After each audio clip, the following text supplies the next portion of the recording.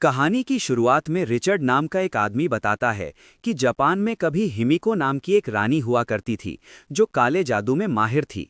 कहा जाता था कि वो किसी को छूकर मार भी सकती थी और जिंदा भी कर सकती थी। इसी डर की वजह से कुछ लोगों ने मिलकर उसे जापान के एक दूर दराज द्वीप में कैद कर दिया। लेकिन आज भी कुछ लोग मानते हैं कि हिमिको अब भी जिंदा है। इसी रहस्य की सच्चाई जानने के लिए रिचर्ड उस जगह पर जाता है जहां उसकी बेटी लारा बिल्कुल अकेली होती है। इसके बाद कहानी 7 साल आगे बढ़ती है, जहां हम लारा को एक क्लब में मार्शल आर्ट्स की ट्रेनिंग लेते हुए देखते हैं। जैसे ही उसका मैच खत्म होता है, क्लब का मालिक उससे फीस मांगने लगता है। लारा की आर्थिक हालत अच्छी नहीं होती, इसलिए वो बाइक कुरियर का काम करके अपना गुजारा करती है। इसके बाद लारा अपने ऑफिस जाती है, जहां उसके दोस्त उसे फॉक्स रेस के बारे में बताते हैं। ये एक साइकिल रेस होती है जिसमें एक रेसर अपनी साइकिल पर लोमड़ी को बांधकर आगे चलता है और बाकी रेसर उसे पकड़ने की कोशिश करते हैं। अगर कोई भी रेसर उस लोमड़ी को पकड़ नहीं पाता, तो जिस रेसर के पास लोमड़ी होती है उसे $600 का इनाम मिलता है। ये सुनकर लारा भी इस रेस में हिस्सा लेने का फैसला करती है। लारा इस रेस में भाग लेती है और अपनी साइकिल पर लोमड़ी बांध लेती है। रेस के दौरान उसे एक आदमी दिखता है जो बिल्कुल उसके पिता जैसा लगता है, जिससे वो अपने पिता के बारे में सोचने लगती है। इसी दौरान उसकी साइकिल एक पुलिस की गाड़ी से टकरा जाती है। इसके बाद पुलिस उसे गिरफ्तार कर लेती है। पुलिस स्टेशन में अन्ना नाम की एक महिला लारा से मिलने आती है, जो उसके पिता रिचर्ड की बिजनेस पार्टनर होती है। यहाँ ये खुलासा होता है कि जब रिचर्ड 7 साल तक वापस नहीं लौटा, तो सरकार ने उसे मृत घोषित कर दिया था। यहाँ अन्ना लारा को छुड़वाने के लिए आती है। अन्ना लारा से कहती है कि वो पैसे ले ले, लेकिन लारा मना कर देती है। दरअसल लारा ने अभी तक अपने पिता की संपत्ति नहीं ली थी, क्योंकि उसे भरोसा था कि उसका पिता अभी जिंदा है।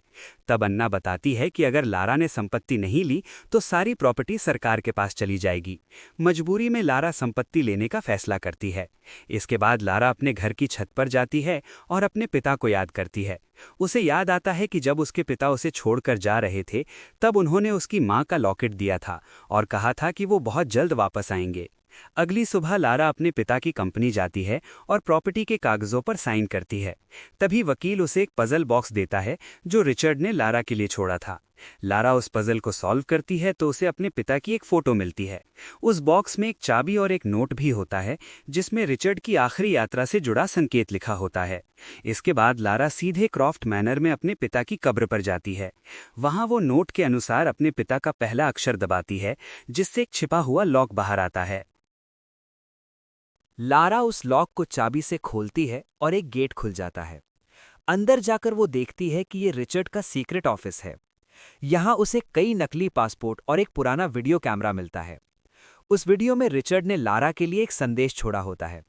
वो बताता है कि माँ की मौत के बाद वो बहुत टूट गया था। उसी दौरान उसे हिमिको नाम की एक रानी के बारे में पता चला, जो लोगों को जिंदा कर सकती थी। अपनी पत्नी को वापस लाने के लिए वो हिमिको की तलाश में निकल पड़ा। वीडियो में रिचर्ड लारा से कहता है कि वो उसकी सारी रिसर्च जला दे, ताकि वो गलत हाथों में ना जाए। लेकिन लारा को हिमिको से जुड़ी जानकारी वाला एक बॉक्स मिल जाता है, जिसे वो नहीं जलाती। यहाँ उसे पता चलता है कि रिचर्ड लू नाम के एक आदमी के साथ यामाताई गया था। अब लारा अपने पिता को ढूंढने के लिए यामाताई जाने का फैसला करती है, लेकिन उसके पास वहां जाने के लिए पैसे नहीं होते, क्योंकि उसने अभी तक पूरी तरह से प्रॉपर्टी क्लेम नहीं की होती। मजबूरी में लारा अपनी मां का लॉकेट बेच देती है और लू को ढूंढने के लिए हांगकांग जाती है। वहां कुछ लड़के मदद के बहाने उसका बैग चुरा लेते हैं और भागने लगते हैं। लारा उनका पीछा करती है और अपना बैग वापस ले लेती है। तभी वे लड़के चाकू दिखाते हैं, जिससे डर कर लारा भागती है और लू के जहाज तक पहुंच जाती है। लू जहाज से बाहर आता है और उन लड़कों को डराने के लिए गोली चला देता है। लारा लू से अपने पिता के बारे में पूछती है और उसे वह कागज दिखाती है जिस पर लू का नाम लिखा होता है। लू बताता है कि उसके पिता का नाम भी लू था, जो उस द्वीप से कभी वापस नहीं आया। लारा बताती है कि उसके पिता भी यामाताई गए थे। लू उसे चेतावनी देता है कि ये द्वीप बहुत खतरनाक है और वो वहां नहीं जाना चाहता। लारा को पता चलता है कि लू जुए में पैसे कमाता है और उस पर बहुत कर्ज है। लारा उसे पैसे देने का लालच देती है, जिसके बदले लू उसे यामाताई ले जाने के लिए मान जाता है। दोनों यामाताई के लिए निकल पड़ते हैं। रास्ते में लारा को अपने पिता के सामान में एक पुराना पजल मिलता है, जिससे उसे पता चलता है कि हिमिको की कब्र तक पहुंचने के लिए उसे कई खतरों का सामना करना पड़ेगा। साथ ही उसे ट्रिनिटी नाम की एक संस्था के बारे में भी पता चलता है, जो हिमिको को ढूंढकर दुनिया पर राज करना चाहती थी। एक रात लारा की नींद खुलती है तो जहाज समुद्र में भयंकर तूफान के बीच फंसा होता है। लू बताता है कि वह यामाताई के करीब हैं। तेज लहरों की वजह से जहाज का संतुलन बिगड़ जाता है और लू लारा से जहाज खाली करने को कहता है। लारा अपने पिता की नोट्स लेने जाती है, तभी जहाज एक बड़ी चट्टान से टकरा जाता है। लारा समुद्र में कूद जाती है और लू को ढूंढने की कोशिश करती है, लेकिन वो उसे कहीं नहीं दिखता। इसके बाद लारा किसी तरह उस द्वीप के किनारे पहुंचती है, जहां कुछ लोग उसे पीटकर बेहोश कर देते हैं। अगले दिन लारा खुद को एक टेंट में पाती है। उसके सामने वोजल नाम के एक आदमी बैठा होता है। लारा अपना बैग देखती है तो वोजल बताता है कि उसने रिचर्ड की नोटबुक निकाल ली है। वो कहता है कि रिचर्ड ने हमारा साथ देने से मना कर दिया था, इसलिए मैंने उसे मार दिया। दरअसल वोजल रिचर्ड का पीछा करते हुए हिमिको को ढूंढने यहां पहुंचा था।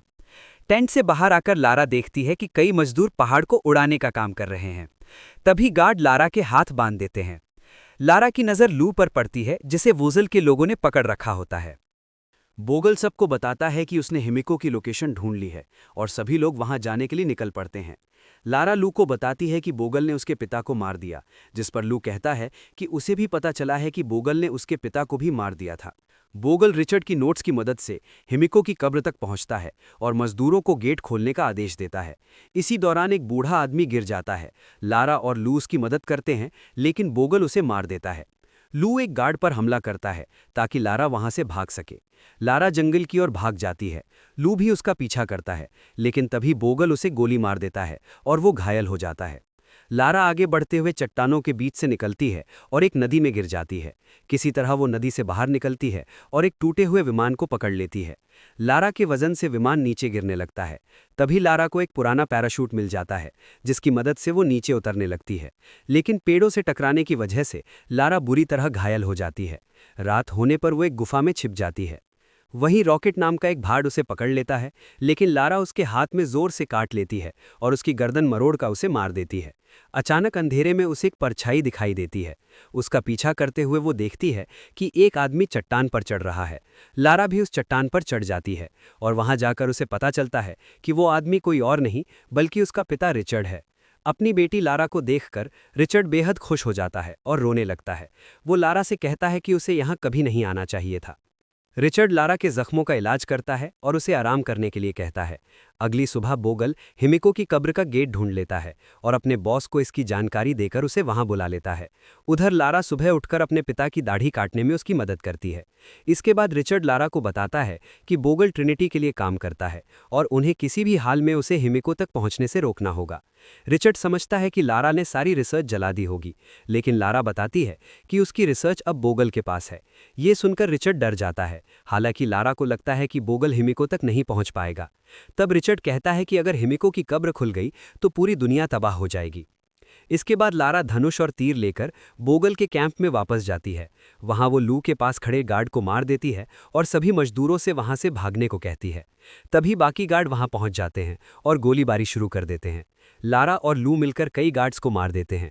तभी लारा देखती है कि हिमिको की कब्र के गेट पर रिचर्ड खड़ा है। उसी समय बोगल वहां आता है, रिचर्ड को पकड़ लेता है और उससे गेट खोलने को कहता है। रिचर्ड उसे समझाता है कि अगर गेट खुला तो सब मारे जाएंगे। इस पर बोगल अपने गार्ड्स को रिचर्ड को मारने का आदेश देता है। तभी लारा वहां पहुंचकर उस गार्ड को मार देती है। इसके बाद बोगल रिचर्ड के सिर पर बंदूक तान देता है और लारा से गेट खोलने को कहता है। लारा को वो पुराना पजल याद आता है और वो गेट खोल देती है। अचानक दरवाजा जमीन पर गिर जाता है और लारा, रिचर्ड, बोजल और उसकी टीम अंदर चले जाते हैं। अंदर जाते ही लारा का पैर एक ट्रिगर पर पड़ जाता है, जिससे जमीन से तीर निकलने लगते हैं और एक गार्ड मारा जाता है। इसके बाद सभी लोग एक गहरी खाई तक पहुंचते हैं, जहां कई कंकाल पड़े होते हैं।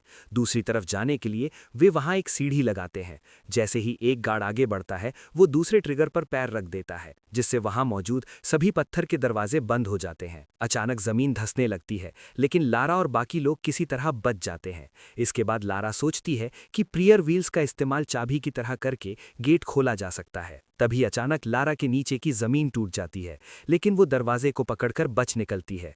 तब उसे एक पुराना पजल याद आता है और वो समझ जाती है कि हरा पहिया बनाने के लिए पीले और नीले पहियों को मिलाना होगा, क्योंकि हरा रंग आज़ादी का प्रतीक है। जैसे ही लारा हरे रंग का पहिया गेट में लगाती है, दरवाज़ा खुल जाता है। अंदर हिमिको की दासियों की कब्रें होती हैं। आगे बढ़ते हुए सभी लोग हिमिको के ताबूत तक पहुंच जाते हैं। रिचर्ड बोजल को ताबूत ना खोलने की चेतावनी देता है, लेकिन गार्ड जबरदस्ती ताबूत खोल देते हैं। अंदर हिमिको का शव दिखाई देता है, जो अब तक सुरक्षित रहता है, लेकिन अचानक उसका शरीर सड़ने लगता है। तभी लारा कब्रगाह में बनी चित्रकथाएं देखती है और समझ जाती है कि हिमिको बुरी राक्षसी नहीं थी। लारा को फिर वही पजल याद आता है और उसे एहसास होता है कि हिमिको काला जादू नहीं करती थी, बल्कि वो एक ऐसी बीमारी से पीड़ित थी जिससे उसे छूने वाला इंसान मर जाता था। दुनिया को बचाने के लिए हिमिको ने खुद को कुर्बान कर दिया था। लारा सभी को हिमिको के शरीर से दूर रहने को कहती है, लेकिन कोई उसकी बात नहीं सुनता। जैसे ही एक गार्ड हिमिको को छूता है, उसके हाथ काले पड़ जाते हैं और उसका मांस सड़ने लगता है। इससे साफ हो जाता है कि हिमिको एक घातक वायरस से संक्रमित थी। संक्रमित गार्ड दर्द से चीखने लगता है और हवा में गोलियां चलाने लगता है। तभी बोजल उसे गोली मार देता है। इसके बावजूद बोजल हिमिको की उंगली काटकर अपने बॉस के पास ले जाने का फैसला करता है। तभी लारा एक गार्ड पर हमला कर देती है। दूसरी ओर रिचर्ड बंदूक उठाकर बोजल के पैर में गोली मार देता है। लारा गार्ड से बचकर भागती है, लेकिन गार्ड उसका पीछा करता रहता है। इस बीच बोजल रिचर्ड से कहता है कि वो घर जाना चाहता है, लेकिन रिचर्ड उसे ये बीमारी द्वीप से बाहर ले जाने से मना कर देता है। तभी एक संक्रमित गार्ड उठकर रिचर्ड पर हमला कर देता है और बोजल वहां से भाग जाता है। रिचर्ड उस संक्रमित गार्ड को मार देता है, लेकिन अब वो खुद भी संक्रमित हो चुका होता है। उधर लारा हिमिको की दासियों की कब्रों में छिप जाती है। हड्डियों की आवाज से गार्ड उसे ढूंढ लेता है, लेकिन तभी जमीन टूट जाती है और दोनों नीचे गिर जाते हैं। लारा एक दूसरे कमरे में पहुंच जाती है, जहां वो जानबूझकर एक ट्रिगर दबाती है। दीवारों से घातक हथियार निकलते हैं और बचे हुए गार्ड भी मारे जाते हैं। इसके बाद लारा रिचर्ड के पास जाती है, लेकिन रिचर्ड उसे दूर रहने को कहता है, क्योंकि वो संक्रमित हो चुका होता है। वो लारा से कहता है कि बोजल को रोकने के लिए हिमिको की कब्र को उड़ा देना जरूरी है। आंसुओं के साथ लारा अपने पिता को अलविदा कहती है।